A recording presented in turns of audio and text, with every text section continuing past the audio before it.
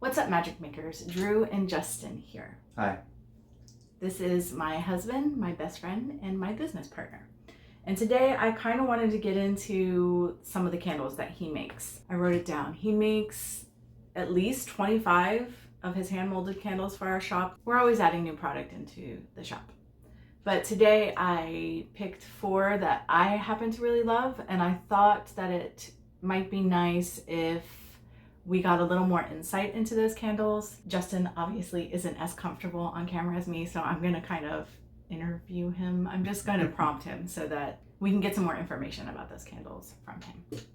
So I've said before that the candles that Justin makes are from paraffin wax. Many of the candles that he makes, he embellishes. All of them are imbued with herbs, but a lot of them he will put something into the candle, whether it's stamped in or it actually is embedded into the candle. And 2 of the candles we'll be talking about today have items embedded in them, and the other 2 do not. A lot of his candles have little metal pendants embedded in them, but we're not going to be talking about any of those today. So the first candle that I chose, because it's a really good seller and it's just one of my favorites that he makes, is the Evil Eye candle that he makes. I like the Evil Eye for protection. A lot of what I do is mostly about protection or banishing of energies and whatnot. So one of the biggest symbols throughout the world is the Evil Eye. So I get these glass, little pendant you can have, and all the intention is in there, herbs, color, everything. And put your intention into it, what you want to block or protect. You can burn the candle and then you have this Evil Eye for protection afterwards. So that's why I wanted to, as many of the candles that I make that I can, I wanted you to be able to have something to hold on to afterward to still work, even after you burn the candle, basically. The next one we'll talk about is his High John candle. Which would be this one. This was my first introduction, or the first candle I made. Going into hoodoo and a little bit into voodoo that I looked into, but High John has purposes with regular magic, enhancement, and empowering what you're working with. And it's got herbs for those intentions, and inside there is a piece of High John root. So at the center of it, you'll have that in there. Once it melts down, probably won't still be left because it gets burnt. They burn kind of crazy because they are packed with herbs and intent. So there's a whole mythology tied with High John, the Conqueror root, and you can look into that. The thing I think that is most frequently thought of is luck. It's really good in matters of luck, especially like gambling, things like that. And apparently it's useful in sex magic. So there's that little tidbit. So the next one is his Sea Hag candle. To be this one. I'm gonna hold it up closer because I want him to be able to see the little starfish. Yeah, basically the inspiration for this one was we had a very dear friend that we used to have a circle with. Elle, my boss lady. I've mentioned her in videos before. We would do ritual on the beach, on Emerald Isle, Atlantic Beach, our beaches down here. But a lot of powerful stuff happened there. And the ocean itself is powerful, but then the things, using that power and the stuff that we did, it's just a reminder of that. And it's got... And she called herself a sea hag. So. Yeah, so that's where the name.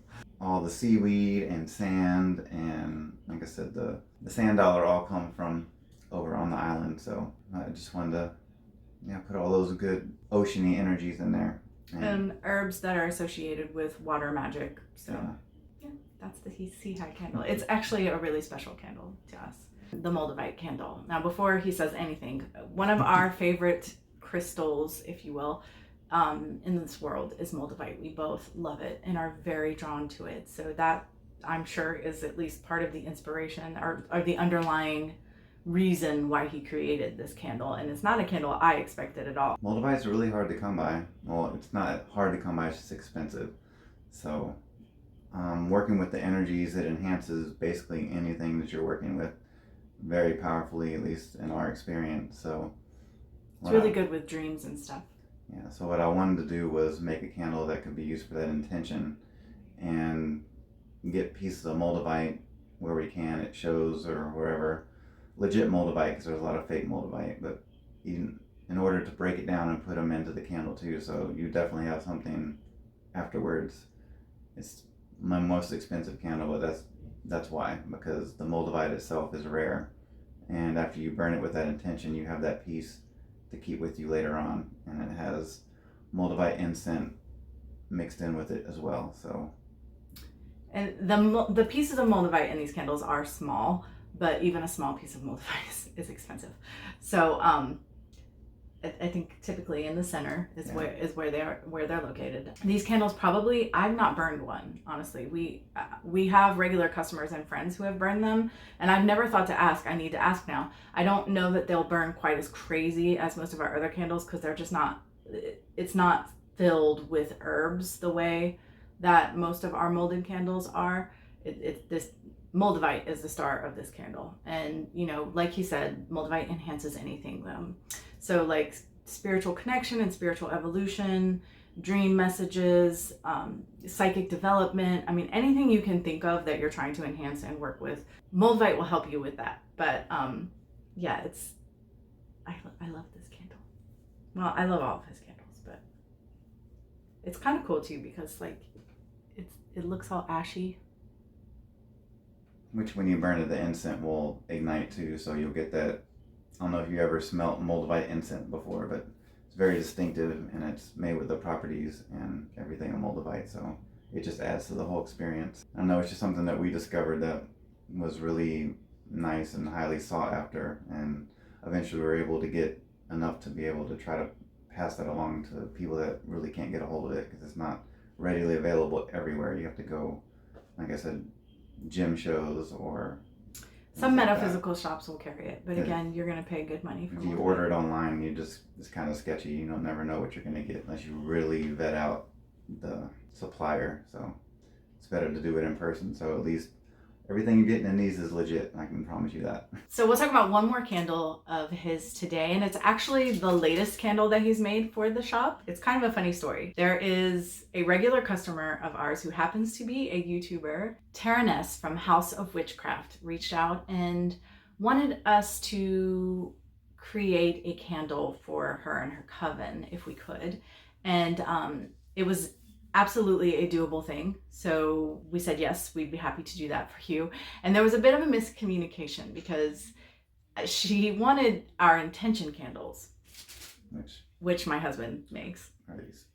But we thought she wanted molded candles. Then when everything got straightened out and we made the intention candles, but through her encouragement and her inquiry, her request, we now have both in the shop. So we have the Into Oblivion chime intention candles, and we have the Into Oblivion molded candles. Basically, you can see there's a little coffin nail inside of the candle. That's the difference between that and the chime. That coffin nail, because it is about finality and ending of things, and just anything you want to banish and put a nail in the coffin, close the door, get rid of it. It's over. It's done. It benefits you no more. Burn one of these, put that intent into it, and then, like I said, with the other things I try to put in my candles, you have a coffin nail, and you can do a lot of things with that as well. You can bury it, you can hammer it into a piece of wood, and you can do a lot of different things to continue that banishment after you burn the candle as well. But it's packed full of herbs for banishing, exorcism. Just get it, no longer serves you. Get rid of it. It's in here. Burn one of these, and it's super packed with everything, and it'll definitely get your intention across. And the intention and the herbal blend for this candle is, as we said, it's Into Oblivion. This is like finality. This is done. So we're not talking about releasing, right? You could absolutely do releasing work before. This is, we're past that at this point when we need this candle, right? We are so done, and we just need this to be over, gone, forever. That is the intention and the magic in these candles. So yeah, that's the Into Oblivion candle. So basically, that's it. Those are 5 of the many candles that my husband molds and makes in the shop. We will do more videos like this in the future where I call him in and kind of ask him. One thing I did talk about the last time I talked about molded candles was maybe getting as much insight as he's comfortable with into his process. Basically what I do is I ask the intention from what I work with to be put into the candle, and for that to carry over to whoever burns it, and that be charged in there. Do them with moon cycle, day of the week, all the intention that can line up to get that intention across. I try to do that. So, and then that's passed on into the candle, and then wherever it goes and whoever burns it, it will extend to them. Now, when you take one of them, you can hold it, put your energy into it, your intent as well, and just carry that on. But I'm just asking those energies to work. So basically, when you're doing your thing, when you're done, before you wrap it up to put it away, you're kind of blessing it, like setting. Yes. Okay.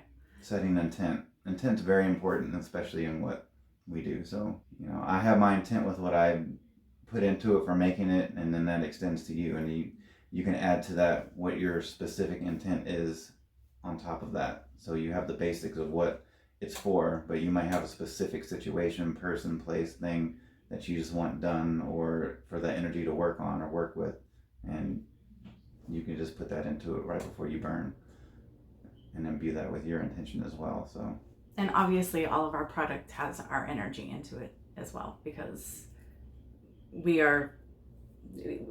from start to finish, like the conception of the idea to the execution of making the product, we are feeding pieces of ourself into it the whole time in our magic. So that can just enhance whatever it is that the practitioner who gets their hands on it later does with it. And we always accept, just like with that candle, someone requested it. There's certain things that you don't see, that we don't have in our shop, that we haven't made, or that you have an idea that you would like to be created. I'm more than happy to take suggestions and try to do that. If we can do it. Yeah. If we can't do it, we can't do it. But right. At least for me, I have no problem in trying to accommodate if there's something in particular that... Like, we've had requests I had a request once. They wanted to know if we could make candles for their wedding, and I was just like, I'm not comfortable with that, because we make magic candles, and like, they were a magic practitioner, but our candles are crazy, y'all. I believe I showed pictures in that first video of what they look like when they're burning. It's not really appropriate for a wedding, I don't feel.